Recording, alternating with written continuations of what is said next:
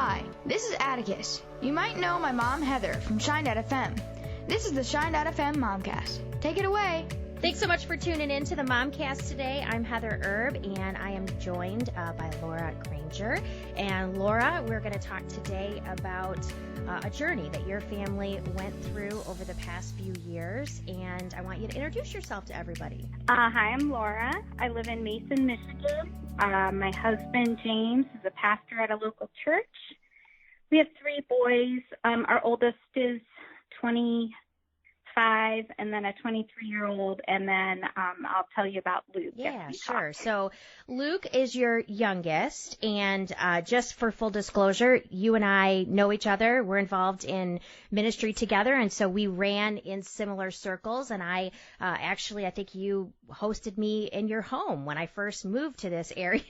You were one of the first people to do that. So I met your family early on, and let's talk about Luke a little bit. Determined that something wasn't quite right with Luke.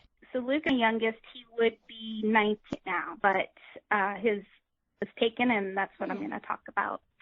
Luke, as the youngest of the 3, he was a total extrovert, delightful person. He loved to connect with anyone, any age, for any reason.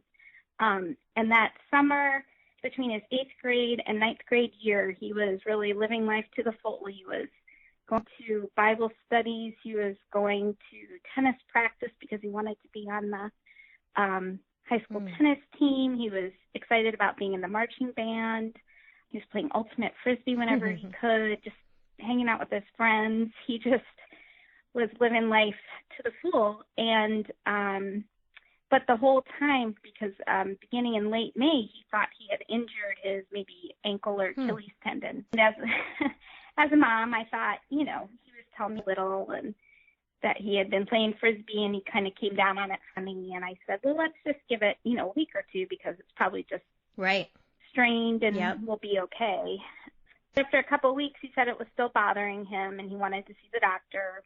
I went to our family practice and happened to see a PA, and she said, yeah, I think he just strained it or sprained it and he needs to stay off of it, which was hard to get him to do that summer. He didn't want to stay off of it. And it continued to bother him off and on throughout the summer. We went back a couple more times to our family practice. She still believed it was just an injury that wasn't healing. It was also swelling too, and it was beginning to prevent him from doing some things. So at the end of July, she had suggested, if you want, you could go see a sports medicine doctor. And I thought, well, you're not really, no offense. She was a fine PA, but she wasn't able to help us. So we saw the sports medicine doctor who I don't think he thought anything but an injury, but said, let's do a scan just to see what's going on. And we did this, he went to band camp, marching band camp, and he came home and we did the scan, like the night he came home. And then he went away 2 days later to wildlife camp, and they called and said, we want to do another scan. And they said with contrast this time. And what I didn't know was that with contrast meant they were looking for a tumor or a growth. And so I didn't really want to do the second scan, but I said, okay. And he came back from Young Life Camp, and we did the second scan, and the next day, which was the day before Luke's 15th birthday, and he was still sleeping, and the doctor called my husband, and he said, your son has a very large tumor in his right calf, and the radiologist and I really believe it's cancer, but we won't know for sure until we have a biopsy. And that was literally, I thought when the doctor called, he was going to say he needs surgery. Because it's some kind of injury that needs surgery to heal. No, it never crossed my mind that what was happening in his ankle and his Achilles was a tumor growing, much less a cancerous tumor. Especially at that point, at his age, right? I mean, you would just think it would be an injury. At his age. Yeah, it was just a big shock for both my husband and I. And then we woke him up to tell Luke first. And he also wasn't shocked. As a matter of fact, he thought we were joking with him. this is for real, Yeah. And interestingly, we have our middle son's autistic and very sensitive, and he had really struggled when his grandmother had died of cancer. And so one of the first things Luke said to us was, have you told Jay yet? He's going to be so upset. Oh. Which was, my husband and I had already said that to each other too. So anyway. So for somebody who's never been in this situation, how do things proceed from there? Like, obviously you start to process through this, but I'm assuming you have lots more doctor's appointments, and that I know that there were times when you had to go to a children's hospital. Kind of lead us, through that. What next things happen? What do you have to do after that?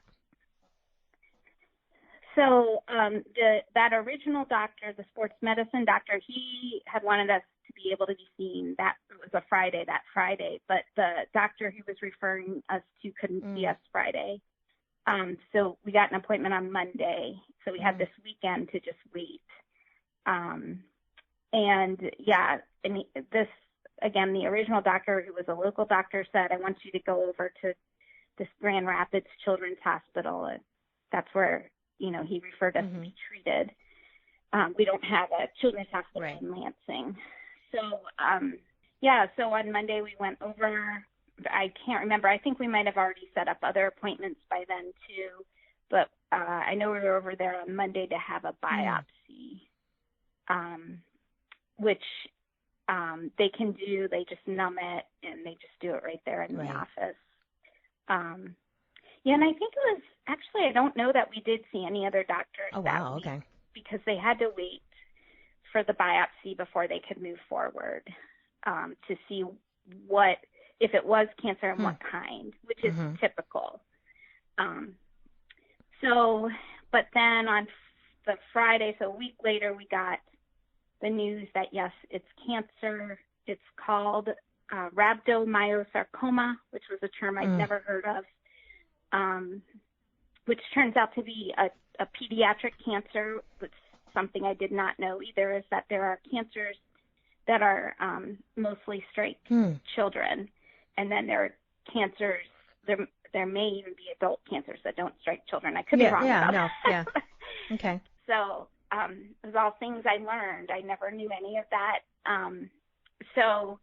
But that next week we went over to Grand Rapids several times. He had scans. We met the oncologist that we would be working with. And by the end of that week, we were told it's stage 4. It was growing in his lungs and in his kind of pelvic muscle, as well as in his right leg. And that he would need to have his leg amputated, which was, that really got me. Just the change in his life that was about to happen, and that, all I knew was stage 4 wasn't good. And he still, I don't know if he understood how serious it was. And he had a really good sense of humor about it, which might have been masking some of his fears. But I couldn't wrap my mind around how was I talking about amputating my son's leg and chemotherapy and other treatments for at least a year. But my son was 15, and we said, it's up to you. They said we can start the chemo right away and then do the amputation a few months in, or we can do the amputation first and then start the chemo. And he said, well, I'd rather just get it over with. Let's just do the amputation first. So it wasn't even a full week later, and he was having his leg amputated over at the Children's Hospital in Grand Rapids. I will say we were so impressed with the staff and the treatment that he received at that hospital. And I've got a feeling that most children's hospitals, that's the way it is. Yeah. They just know how to work with children and families so well.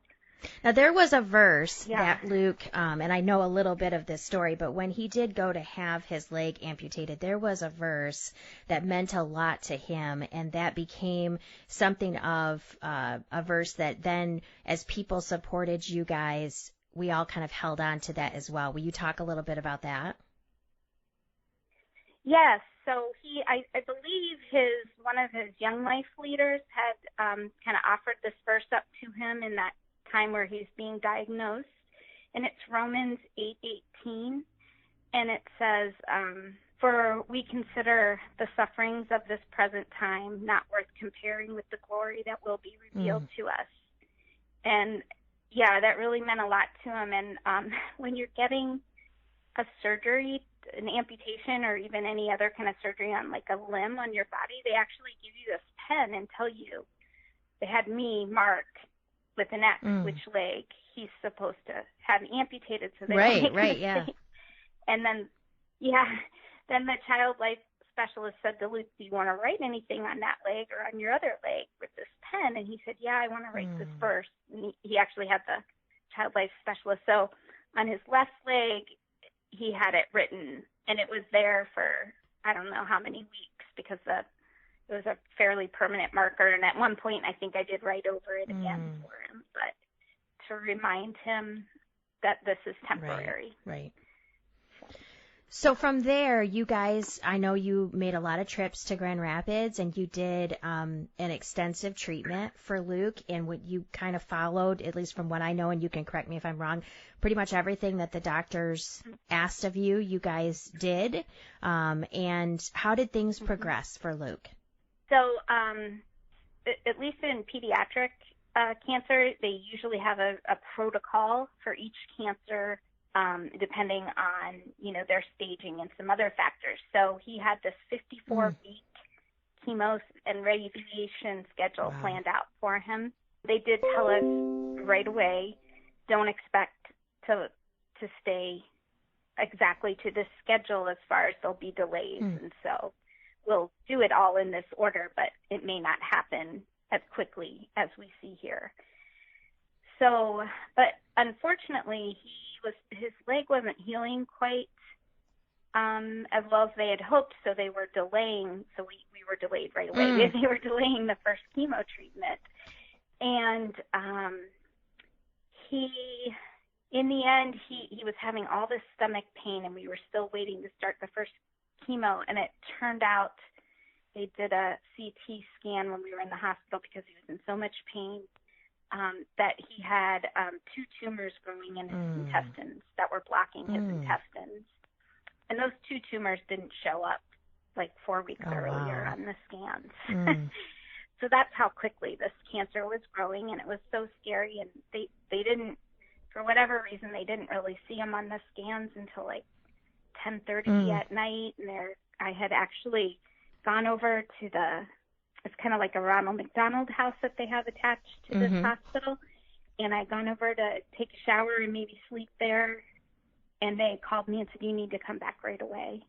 And a 5-minute walk. And I came right back and get him downstairs to the surgery, because it's pretty emergency when you have a blockage. And they're explaining this to me as we're walking to the elevator, and Luke's not even fully awake, and he doesn't know what's happening. But yeah, it happened that the surgeon that was on call was the same surgeon who had put his port in when he had the amputation. They also put his port in, and so it was nice to at least see a familiar face. And he came through it really well. She said she showed us even pictures on her phone of the tumors. And but she said she got it all and checked that the rest of his intestines were clear.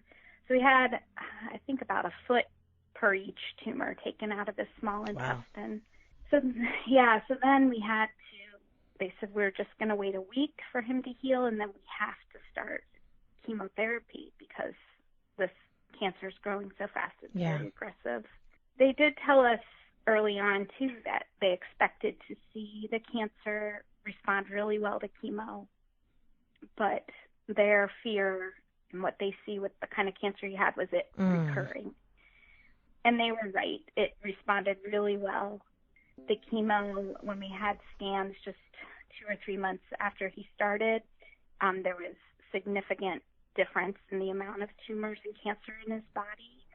So, but again, we had a lot of, he would get a fever and we'd have to take him into the hospital. And if it was high enough, he'd be admitted and they'd be doing cultures and looking for viruses, and you couldn't do any chemo, and you just had to wait for the fever to come down. And for him, he never showed any infection or any virus when he had the fever. So somehow it was just his body reacting probably to the counts. His blood counts would fall because of the chemo, which is common with most chemos.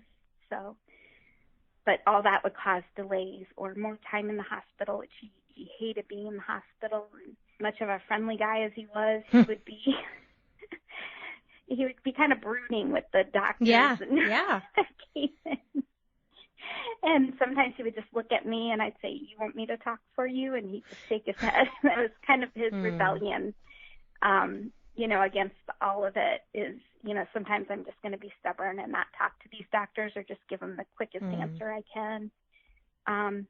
Although the doctors that he saw were his main two doctors, he definitely, he opened up to them much more and felt more comfortable with them. Yeah. You guys were you saw that initial, did tumors go down, but then they did come back. What's the time frame for that, Laura? Like, how long did you guys go through where you were still seeing improvement and then you kind of saw things change? What's the timeline for that?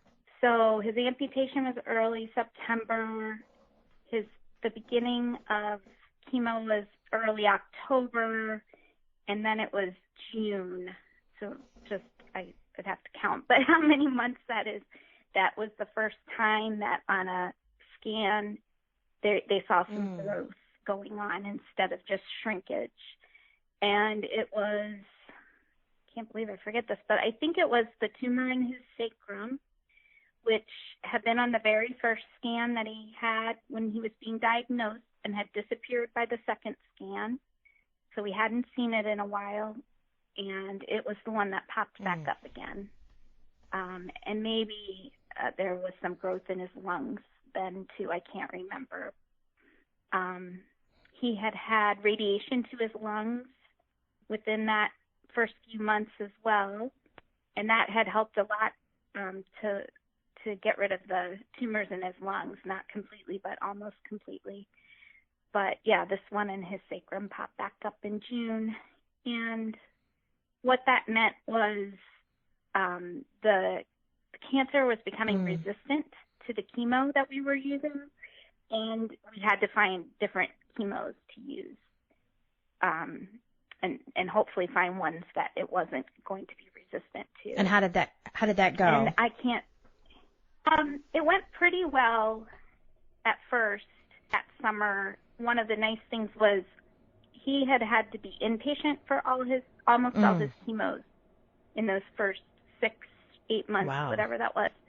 And so we would go over anywhere for a night up to 4 nights, depending on which chemo we were doing. And so one of the pluses was this was going to be an outpatient chemo, I believe.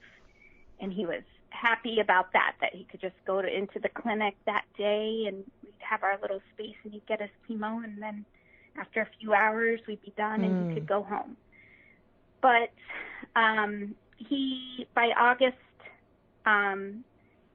they realized he was having an allergic reaction to one of the chemos that he was getting, and it was causing a lot of irritation in his lungs. That's the way the allergy was showing up. And he had this persistent cough, and we weren't sure where it was from, and they were doing scans anyway, and they said they could see that he had inflammation in his lungs. So we had to stop using that chemo and find Yeah. So, and at one point I could tell you the names of all these chemos. And I probably yeah, I bet you could. I bet, yeah. But so we went to, in August or early September, we went to a new form of chemo. And when I say a chemo, it was usually a combination of anywhere from 2 or 3 or 4 chemos. And actually the first 6 months, there was like 6 or 8 chemos total that were being put in his body. So, and again, these chemos didn't require overnight stays, so he was really happy about that. And he was trying to go to school as much as possible, but that was always difficult because he felt weak and dizzy and sick to his stomach because of chemo. But he would go when he could. He had a shortened schedule anyway.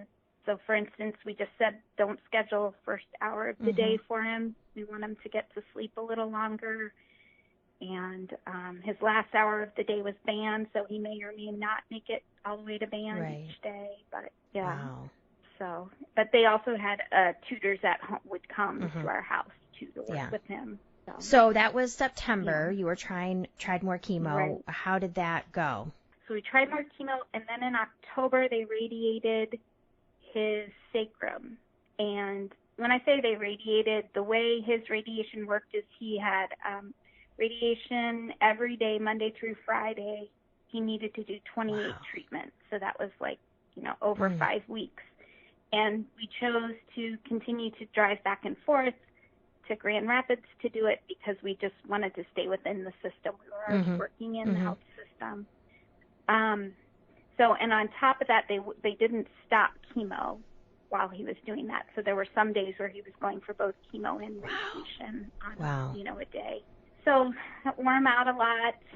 He wasn't able to march in the band nearly as much as he had hoped. They had very generously created a spot for him. They picked out music that he could play the xylophone type instrument where he would just have to stand in front of it at the edge of the field, so he didn't have to march because he had a prosthetic leg, which he was still trying to perfect how to walk on that. He could walk on it, but being able to march was going to be quite a challenge.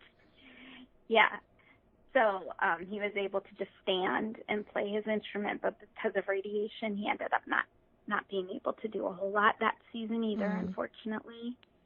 They did scans right after the radiation, but they said we could still see that tumor in his sacrum, but they said when you radiate an area, it's going to show up on the scan, within the first week. And so we don't know if what we're seeing is the tumor or the radiation or both. So it wasn't until February that he had scans. And this was a big change for us because the scan showed that the tumor in his sacrum hadn't changed even after being radiated for 28 days in a row. And I think some other tumors were starting to pop back up again in his lungs.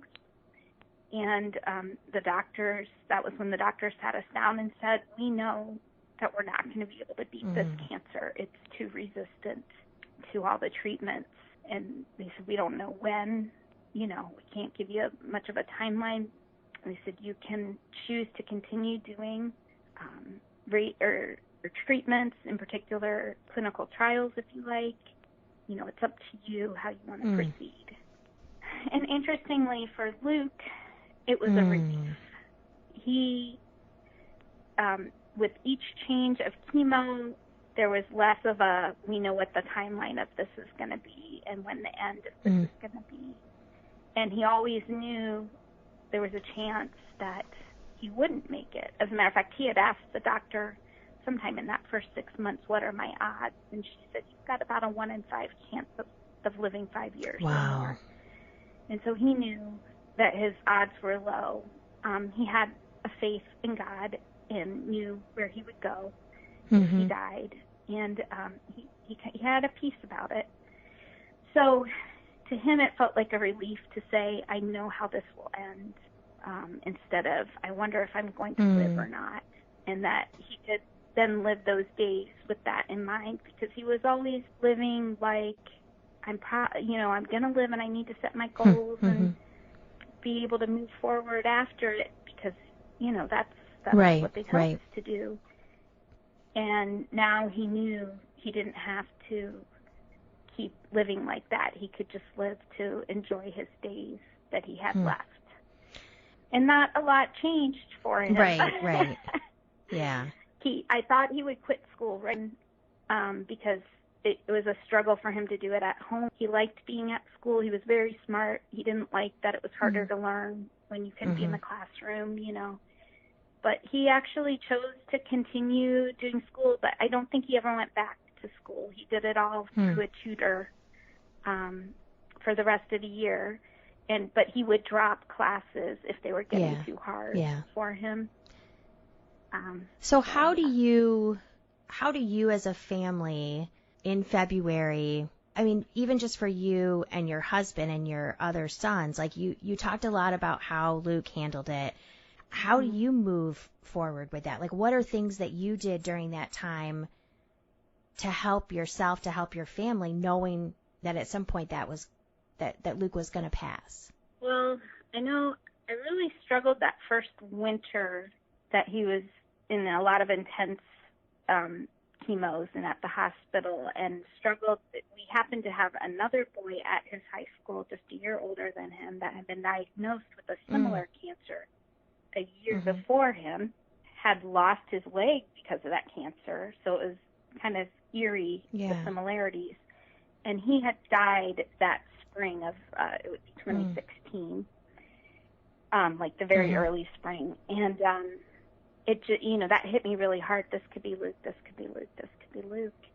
And I got to a point where I, just talking to God and talking to others, saying, I can't keep living like this with this cloud hanging over me and living in the, how will I live if he dies? And so I can't tell you how, but by the summer, God had worked in my heart, and I was living thankful for each day I had with Luke. And this was before we knew, for sure that it was going to take him. But my mindset was, I've got him today, and I'm thankful for that, and I'm thankful for all the time I've had with him. And so we kind of just continued with that. I mean, obviously, for me knowing that I would lose him, but I wanted to appreciate the days I had with him. And so that was mostly, life just kept going as it had. Luke didn't want to do a whole lot of changes to, say, his daily routine or what he was doing. And we just kept moving forward like that. And I just was thankful for each day I had. So it was almost like, in a way, you had to work through which makes sense, because I think probably when you're in that, and I don't know, I've never been, but you're always wrestling between the what ifs and the hopefulness. And I think for you, which I think is really cool that you shared that, is that you came to a place where you're like, I don't know what's going to happen, but I'm going to choose to be grateful for today, which I think in a lot of ways most of us need to head towards that in our lives, regardless of our circumstances, because we're not promised tomorrow, and we're not promised tomorrow even with any of our loved ones. God, we know that we like to think that we have some control over what's going on in our own lives, but really we don't. And I know you guys did everything that you could for Luke, and then in those last days, allowing him to do what he wanted to do, I think was great. And also allowing yourself to say, I'm just going to live today and enjoy what I have. So talk to me about, if you want to, about when Luke passed and how you in your family dealt with that. So before I do that, I do want to say, like I said, I was surprised that Luke kept doing school, and that we gave Luke the choice, do you want to try clinical trials? And he had a very big goal of being a volunteer working at a Young Life camp before he died. So he had a few goals, not much, things like having a Big Mac, because for some reason, even though he went to McDonald's once, he never tried a Big Mac. That's awesome. Yeah, but he had some little things like that. But his biggest wish was he wanted to work at this Young Life camp, be on the work crew.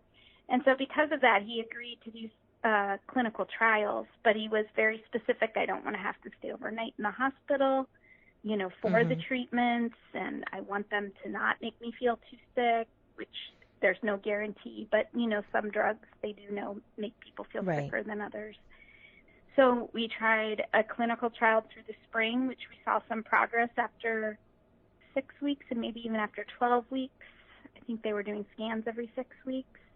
And then you could see that the cancer was starting to grow again. And then we, in June, switched to another clinical trial, which was even more of in the beginning stages of this trial, where they were really just trying to see what would be the side effects of this drug.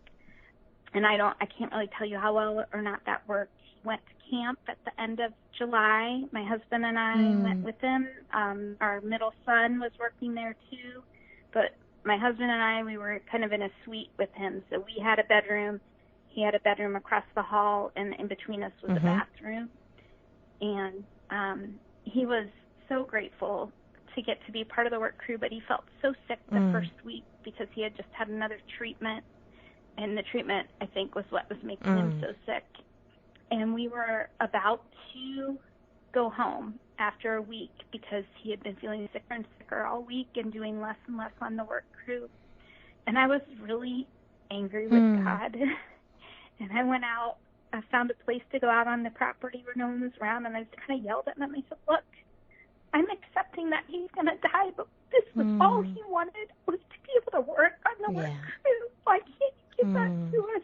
And I don't know if God responded to that or not, but Luke had been sleeping all that afternoon and evening, and we had all decided, the three of us, before he had fallen asleep, we would be going home the next day.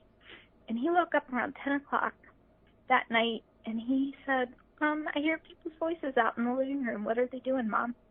And I said, oh, they're having a little party they have between camp trips. And he said, oh, can I go out? Oh. He said, sure. You can go out.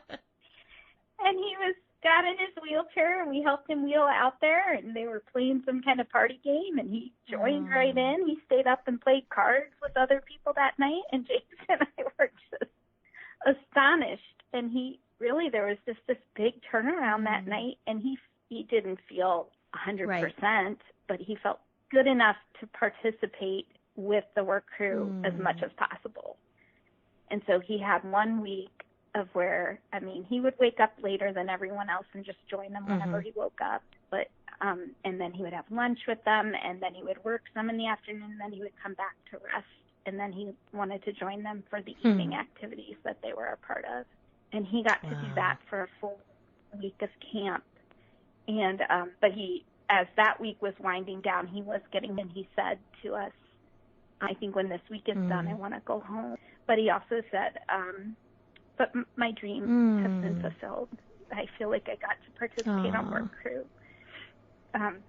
Another thing that happened on the work crew is towards the end of the week, these volunteers that have been working for these high school kids that are there, they get to get up and do a cardboard testimony where they're each holding up a piece of cardboard that says on one side what they were like before they met Christ, and on the other how they are now.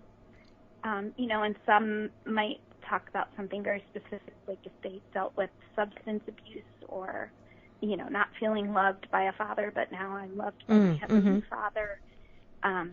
So they had Luke come out last that night, and on the front of his cardboard testimony, and he's on this prosthetic, he's limping a bit, but on the prosthetic, and it says, broken on earth, and then he turns it over, and it says, made whole in heaven.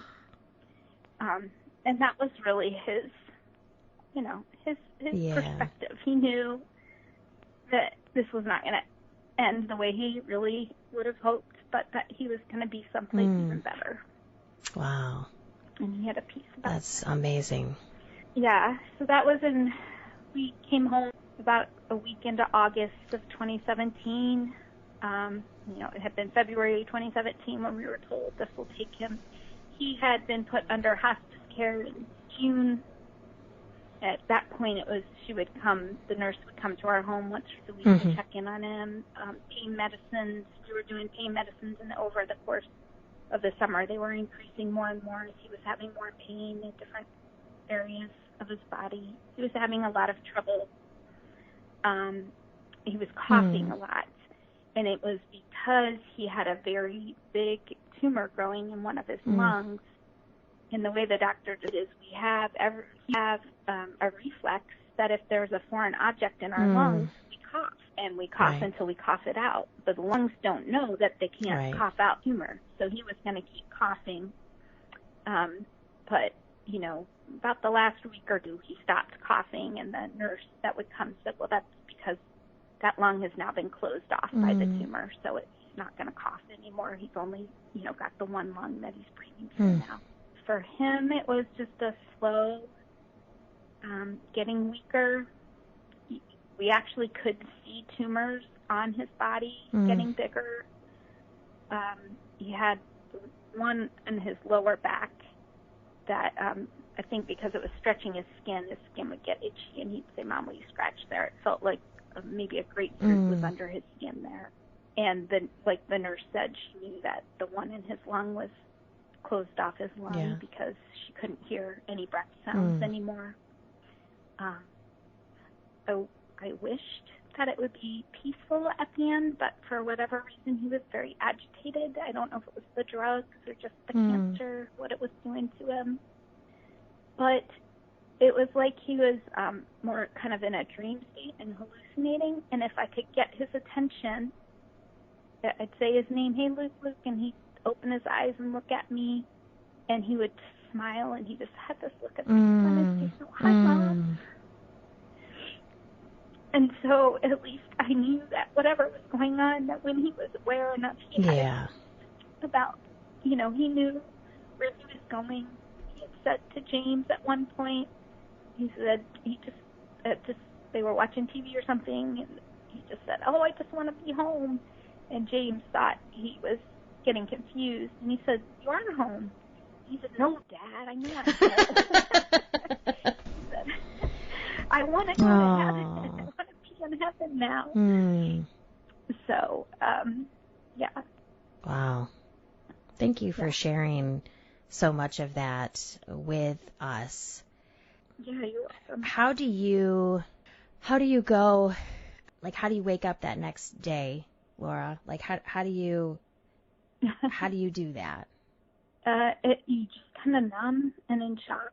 Even though I knew it was coming, it still feels like a shock that this is the reality, that he's gone. For a long time, it was hard to wake up in the morning. I mean, I'd be kind of awake and just want to stay in bed and just try to fall back to sleep. Because when I was asleep, I wasn't thinking about it, the pain and the loss. Yeah.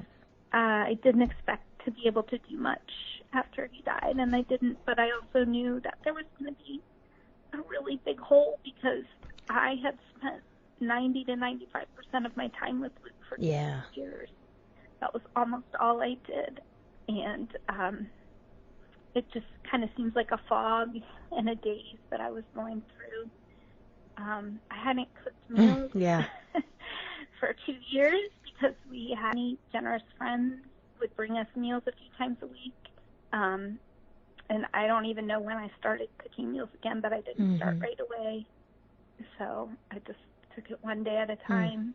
That's all I could do. Let me ask you about your marriage with James. I have read studies that talk about marriages that go through a trauma, like losing a child. How did you guys hold it together? Because, as far as I know, you're still married, right? We are, very much so, yes. But how did you, what were some things that you guys did to make sure that no matter what happened at the end of this, that this was forever, you guys were going to make it work? I wish I could say there was a lot of intentional thought and action put into that, but there wasn't. That's okay, yeah. We were in crisis mode from the first time, from when he was diagnosed. And James and I can struggle in our marriage like anybody, but we find when we're in crisis mode, we seem to do pretty well. Maybe we're just compatible in that way. And he took over insurance and billing and all that kind of stuff. And I went to all the scans and most of the appointments. James would take him some. James was also working. But James was much more, didn't like to see, anybody get poked. And that kind of stuff really made him squirmy. And so I said, that's fine. I'll do it. It made me squirmy too, but I think something about a mother's love. Yep, absolutely. Work through it. I can understand that. And I said, if you want to take over, some of this other stuff, you do that and I'll do this.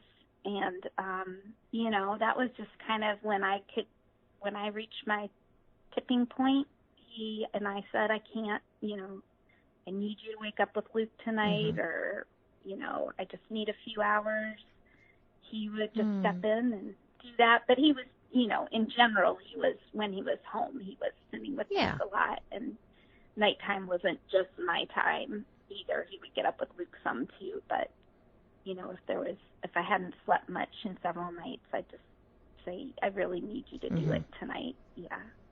So I felt a little like we were strangers in some ways after he passed, strangers in the daily things, because we really were able to share with each other all we were feeling and struggling with.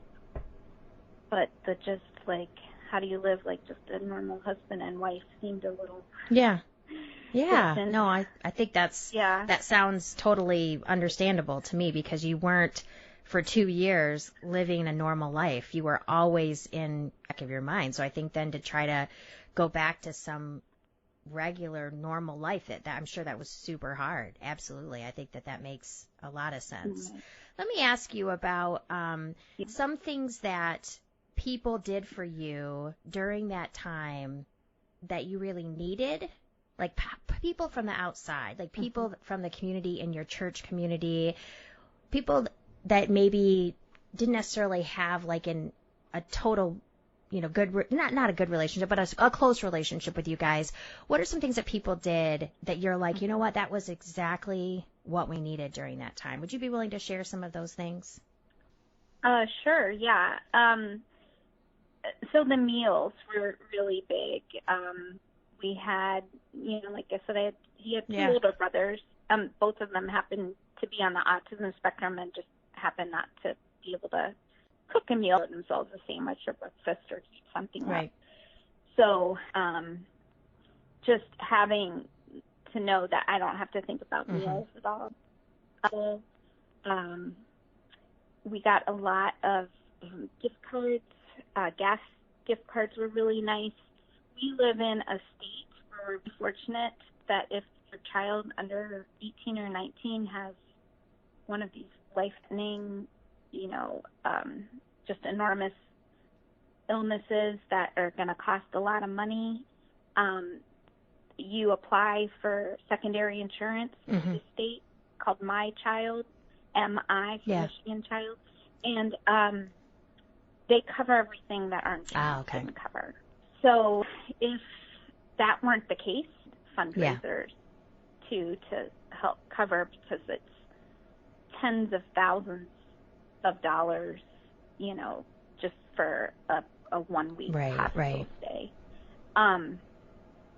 So gas cards were helpful because we were going back and forth a lot. We loved when they did anything for gift cards, like for that. Somebody who was a closer friend of ours gave us an Xbox system, which turned out to be, really great. Xbox, and then him getting on the computer and being able to play with his friends on the computer, because these days you can totally be talking to the people you're playing some computer. Absolutely, and that was wonderful. So if you actually Xbox and things like that, Nintendo have gift cards too, and so then they can use those to buy the games they want to play online. So some of our closer friends, anytime they would do anything for Luke, come visit Luke or give him something that he really enjoyed, or play a game with them, watch the movies he liked. We just liked seeing Luke's tank get filled. He was an extrovert, and he just loved anyone. So things that and then the prayers, when somebody might let me know they've been praying, and even now we're still praying. And I think, well, I struggle with how much this prayer really helped, being that I prayed so much for Luke, and he's still passed. But maybe that's how I'm getting through each of my days, because there's so many people still praying, and that's why he had attitude. And so the prayers meant a lot too. Yeah. What would you say right now to someone who maybe is listening to this and they've just started on a child through a severe illness? Like what is something that you would have wanted to hear early on not necessarily advice, I don't like that word because I don't know that you can really give advice, but what like to have heard or had someone encourage you with? I don't know. It's the kind of thing that That's okay. I don't know. I know in the beginning, and this is maybe something I've shared with a couple of families that I've come in contact with both while Luke was sick and since then. In the beginning, everything is foreign. All the words they're using, all the terms, staying in a hospital and how to do that comfortably, it's all foreign. And I remember letting a couple people know, I know this might not sound like good news, but become a normal. And it is very overwhelming right now, but you'll start to get used to it. And I will say, because I have a good friend whose son is battling cancer, one of the things I did for her was some kind of pull-out bed for parents to stay in the room with their child overnight.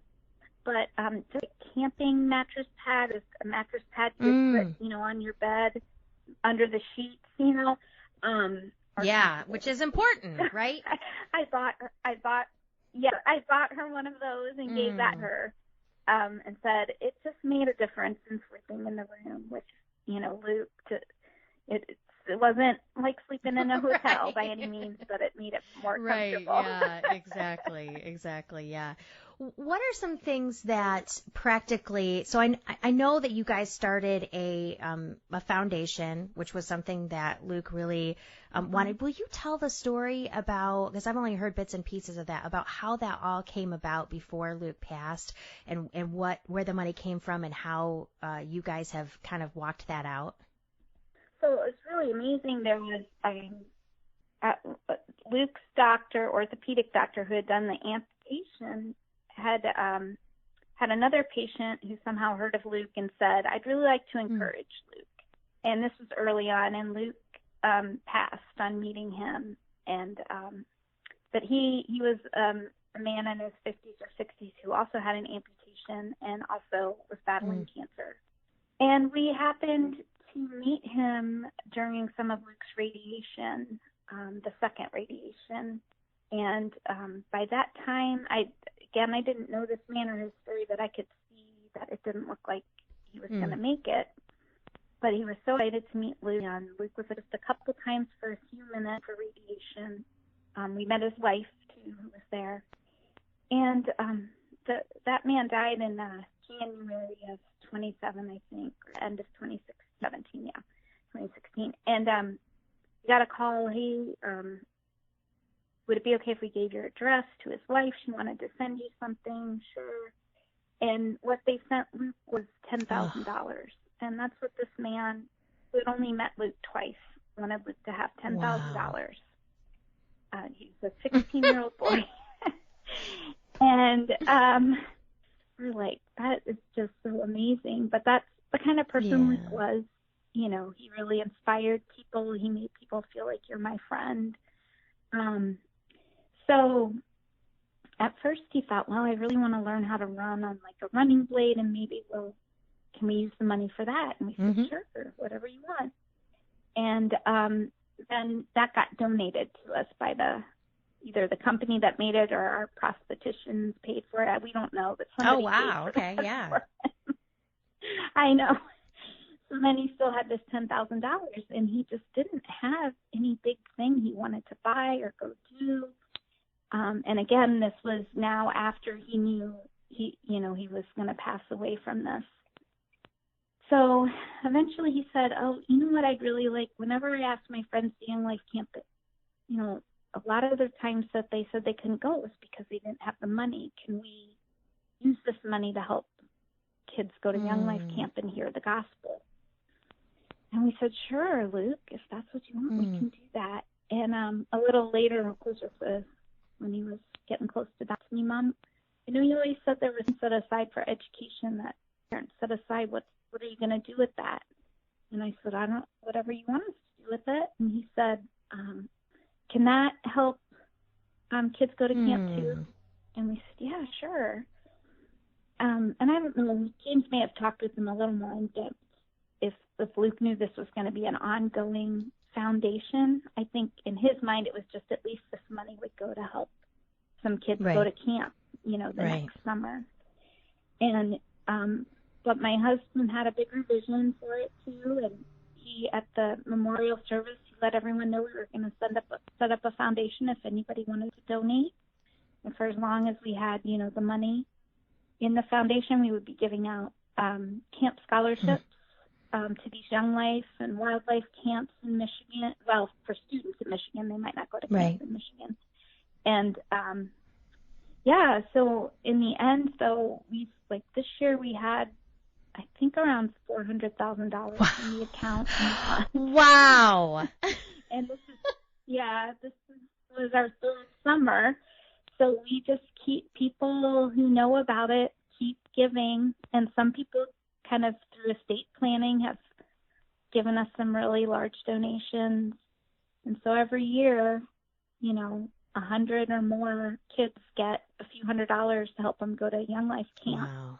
And a lot of those kids hear the God for the first time and accept Christ. And I always think, God, I hope you're telling Luke that's happening. I don't know how much he can see, or know about what's going on down here, but I want him to know that people are coming to you because of him. Oh. And have continued to honor Luke's memory. And I know and I don't remember exactly, I don't know if I heard you talk about this somewhere in our conversations or at MOPS, but I know that I thought I heard you say, and if you didn't, you can correct me, but that you want people to ask about Luke. You wanted people to ask and you still want to talk about Luke because it is something like you don't want him to be forgotten because you guys are never going to forget him. And it means something to you as his parents and his family that when people bring him up, you are then reminded that he's not forgotten. Is that true? Can you talk a little bit about that? Yes. Well, what you said is just, I have friends who say, I'm afraid I'm going to make you sad if I bring up Luke. And I'll say to them, I'm always thinking about sad. I don't show it all the time, but that's always going on. But I love to talk about Luke, and I love that he's remembered. I have literally an internet friend who brought up to me that she was watching a Brian Regan show, who's the comedian who came and did a Make-A-Wish for Luke for his 16th birthday. And she just sent me a little note saying, we were watching it, and we were saying, makes us think of Luke because they live in Maryland. They didn't come to it, but they said, because we know this was the comedian that did his Make-A-Wish. And she just wanted me to know that they were thinking about Luke. And I thank you so much because I'm so afraid he'll be forgotten and I don't want him to be. And also I do like talking about him and remembering him and sharing him with other people. And so when somebody asks me, I get afraid, like, I will keep talking and keep talking because you don't need to shut up because I love talking about my son, just like you love talking about all your children, but especially him. I want people to know him. To those of us, I know that I have felt that way when I have seen you, not necessarily wanting to ask you how you are or how things are, but like now knowing that, and you've said that, like I have memories of Luke that I've never shared with you because I didn't know if I should or not. You know what I mean? Like the thing that I always remember about Luke is how musically gifted he was, and how from the one of the first times I ever met him was like at the 4th of July parade. We have this big 4th of July parade in Mason, the town that we live in, and we were all kind of hanging out. He was with one of his friends, and like I think it came out that he played like multiple instruments. And I was like, what? Like, what do you mean? And even in the band he played, because like I thought he played a certain instrument and then he showed up like while we were waiting for the fireworks with a flute. And I was like, Luke, what are you doing with a flute? And he's like, I play this. And I was like, but no, I thought you. Yeah. And so that's the thing that I remember about him is that there were so many times I remember just how musically gifted he was. But I think for those of us that are around people that have lost a child, it's good to talk about, and I don't know that we want to enter into that, like you said, because we don't want to upset you, but it's not necessarily about that. It's about remembering him and making sure that you know that we haven't forgotten him either. And that's like a huge shift in your thought process. But for those that have lost a loved one, it's good to talk about them because then they're not forgotten in our minds. So I think that that's a huge encouragement to those of us that maybe are afraid to enter into that and don't want to upset you, you know, but it's a good perspective. Yeah, and even just asking, what do you miss most, or what's one of your favorite memories, or having the person tell me about their memories of Luke. I love all of that. And I might tear up some, but I love being able to talk about him or hear about him and know he's being thought about and known. Absolutely. That is such a good perspective. I appreciate that. Well, Laura, thank you so much for sharing your story with us and sharing about Luke. And I'll definitely put in the notes some information about the Luke Foundation, because I know you guys have a website. And just thank you for being so open and vulnerable today with us to share about Luke. I really appreciate it. Well, thank you for taking the time to listen.